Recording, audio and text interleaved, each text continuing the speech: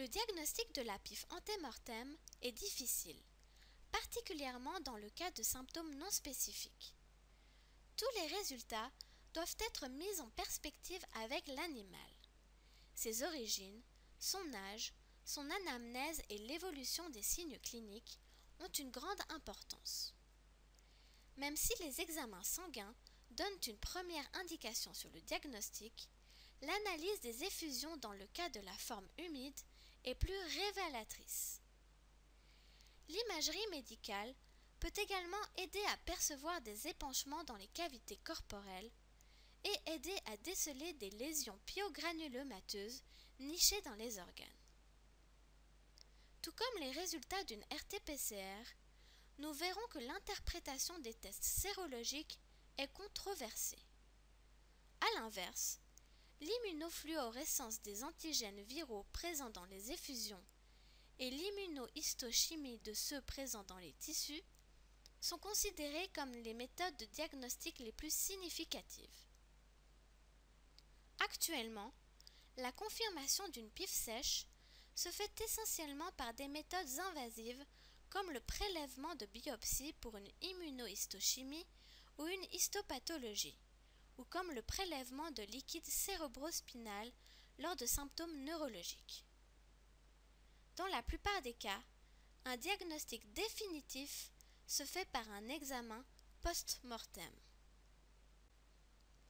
Chez les chats atteints de la PIF, le nombre absolu des leucocytes peut autant être réduit qu'augmenté, alors qu'une lymphopénie est commune.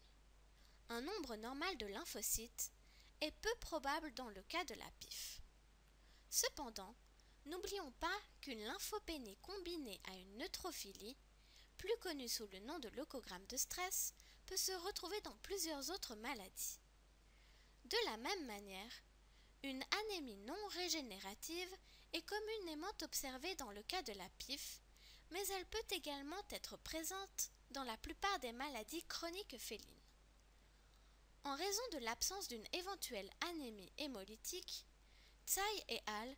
Suggèrent qu'une progression de l'anémie lors de la PIF est essentiellement due à une malnutrition de longue durée et à une forte consommation d'énergie lors de la maladie. Une indication importante de la PIF est une augmentation des protéines totales sériques, principalement causée par la forte production d'anticorps lors de la PIF, les immunoglobulines. Cependant, le ratio albumine-globuline semble avoir une meilleure valeur diagnostique que le nombre des protéines totales ou des gamma-globulines dans le sérum sanguin. En effet, Hartmann et al. Rappellent que les protéines totales sont essentiellement composées d'albumine et de globulines et que si le foie est endommagé, la concentration de ces deux composants sera réduite. Selon eux, ce ratio ne doit pas dépasser 0,8 pour être significatif. Une électrophorèse du sérum sanguin révèle une hypergamma-globulinémie polyclonale et monoclonale ainsi qu'une augmentation des protéines de phase aiguë. Duty et al. Exposent que la concentration en alpha-1 glycoprotéine acide ou AGP est supérieure à 1,5 g par litre chez les cas de PIF. Néanmoins, la concentration d'AGP peut également être élevée dans certaines maladies non inflammatoires, telles qu'un lymphome ou d'autres tumeurs. L'hyperbilirubinémie et l'apparition d'ictères sont fréquentes lors de la PIF et peuvent refléter une nécrose hépatique. Toutefois, un niveau élevé en bilirubine en l'absence d'hémolyse auto-immune et de lésions hépatiques peut également évoquer une suspicion de PIF. En fonction des organes touchés par la PIF, les enzymes hépatiques, l'urée et la créatinine, peuvent malgré tout aussi être élevées, mais elles sont généralement peu utiles dans le diagnostic de la maladie.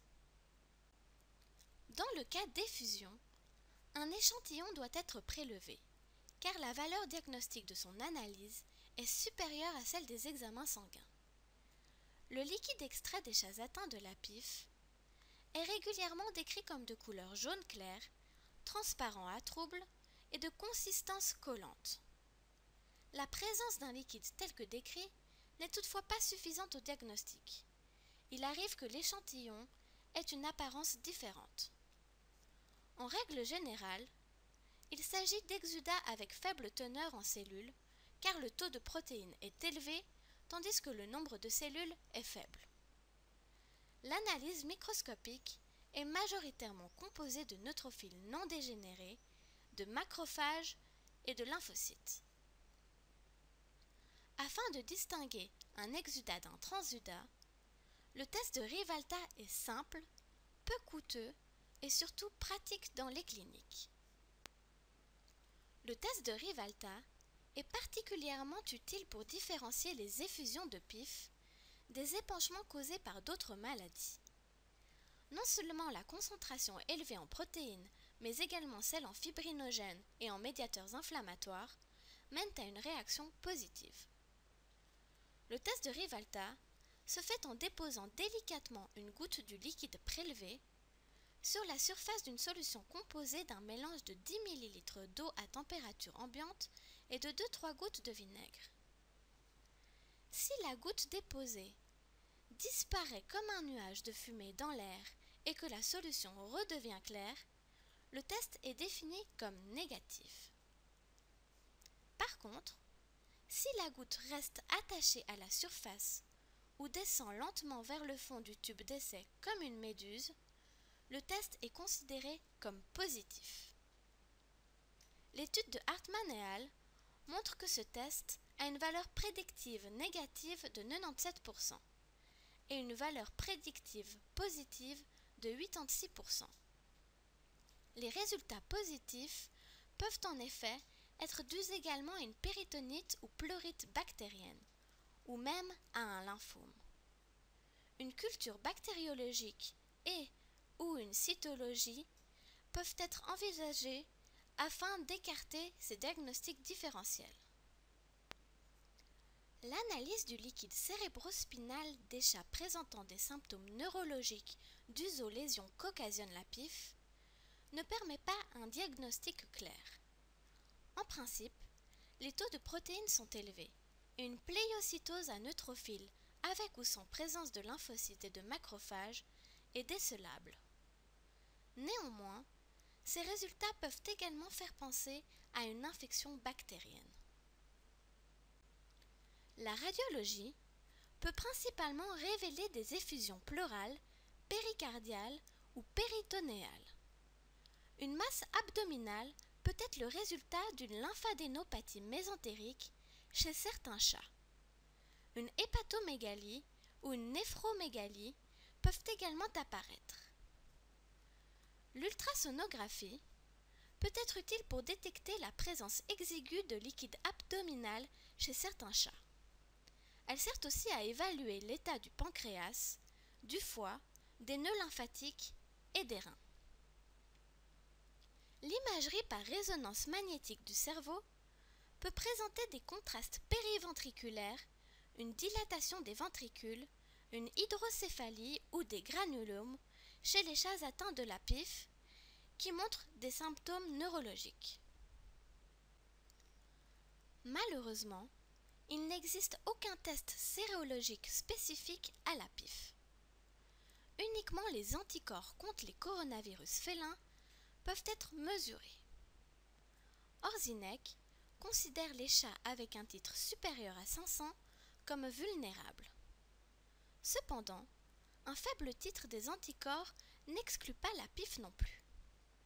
En effet, Orzinek insiste également sur le fait que les chats qui présentent une violente PIF humide, ainsi que les vieux chats atteints de la PIF sèche, ont une faible concentration en anticorps. Cela peut être dû à la formation accrue de complexes immunes lors de grandes concentrations virales. D'ailleurs, des résultats sérologiques négatifs ou avec un faible taux d'anticorps ne sont pas rares en présence d'une forte concentration virale, qui ferait concurrence à l'antigène du test sérologique. De façon similaire à la sérologie, une RT-PCR peut seulement détecter les coronavirus félins présents dans le sang et ne peut pas diagnostiquer une PIF en soi. En 2005, Simmons et al. Ont introduit une RT-PCR basée sur la région conservée du gène M des coronavirus de la péritonite infectieuse féline afin de détecter leur réplication dans les monocytes. Même si leurs essais ont prouvé une grande sensibilité et spécificité, l'étude de Kanzana et al. A montré une faible spécificité avec les mêmes amorces de PCR. Le test s'est révélé positif chez les porteurs sains du coronavirus félin. D'autres études nous apprennent qu'il y a aussi plusieurs explications à des résultats faux négatifs au test RT-PCR, incluant la dégradation de l'ARN par des enzymes, les ribonucléases, l'échec de la transcription inverse et les variations dans les séquences de nucléotides des coronavirus félins. Alors que les coronavirus félins peuvent même être répandus de manière systémique chez les chats cliniquement sains, ce n'est que dans les cas de PIF qu'il y a suffisamment d'antigènes virales présents dans les macrophages. Le marquage par immunofluorescence des coronavirus félins présents dans les macrophages des effusions centrifugées est considéré comme un outil de diagnostic sûr. Néanmoins, il ne peut pas être appliqué aux formes non effusives ou aux échantillons trop pauvres en cellules. C'est pourquoi la valeur prédictive négative de ce test s'élève à seulement 57%, alors qu'un résultat positif détecte une PIF avec certitude. Lors d'absence d'épanchement, l'immunohistochimie localise les antigènes viraux présents dans les macrophages des organes. Tout comme l'immunofluorescence, le marquage ne peut pas différencier les coronavirus de la péritonite infectieuse féline des coronavirus entériques félins. Mais comme le coronavirus de la péritonite infectieuse féline se réplique plus activement dans les macrophages, des plus grandes concentrations d'antigènes virales sont remarquées. La valeur prédictive positive atteint aussi 100%. Cependant, des méthodes invasives telles qu'une laparotomie ou laparoscopie sont nécessaires à l'obtention des échantillons des tissus infectés. L'examen histologique des biopsies est communément considéré comme une méthode de diagnostic satisfaisante. Les lésions vasculaires entourées par la prolifération des cellules inflammatoires sont caractéristiques de la forme humide de la PIF. Des accumulations focales de cellules inflammatoires et des nécroses sont également typiques des lésions granulomateuses de la PIF sèche. Lors d'euthanasie des suspicions de PIF, un diagnostic exact peut se faire sur les organes touchés. Dans le cas de la forme humide, une accumulation d'exudats jaunes dans la cavité abdominale est typique. De plus, des pyogranulomes et des plaques fibrineuses sur la surface des séreuses des organes abdominaux, tels que les intestins, sont perceptibles. La forme sèche de la PIF, elle, ne montre pas d'exudation. Cependant, des granulomes sont décelables dans le parenchyme des organes, comme le foie et les reins par exemple. Le présent algorithme sur le diagnostic de la PIF récapitule ce chapitre.